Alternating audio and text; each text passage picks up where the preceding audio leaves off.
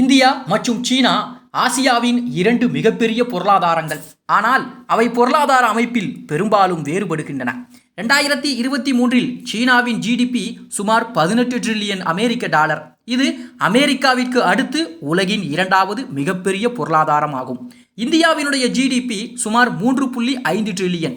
இது உலகின் ஐந்தாவது பெரிய பொருளாதாரம். சீனாவின் பொருளாதாரம் அதிகமாக தொழிற்சாலைகளை சார்ந்திருக்கிறது. இதில் உற்பத்தி, ஏற்றுமதி மற்றும் தொழில்நுட்பம் ஆகியவை அடங்கும். குறிப்பாக எலக்ட்ரானிக்ஸ் மற்றும் கார்கள் உற்பத்தி போன்ற துறைகளில் கவனம் செலுத்தப்படுகிறது. இந்தியா வளர்ந்து வரும் சேவை துறையை கொண்டிருக்கிறது. இதிலே சாப்ட்வேர் மற்றும் வணிக சேவைக்கு அதிக முக்கியத்துவம் வழங்கப்படுகிறது. சீனாவின் தனிநபர் வருமானம் $12,000. இந்தியாவின் தனிநபர் வருமானம் கிட்டத்தட்ட $2,500. இந்த புள்ளி கணக்குகள் வேறுபாடுகளோடு இருந்தாலும் இளைய தலைமுறைகளை கொண்ட இந்தியா எதிர்காலத்தில் பெரும் வளர்ச்சி அடையும் என்று எதிர்பார்க்கப்படுகிறது.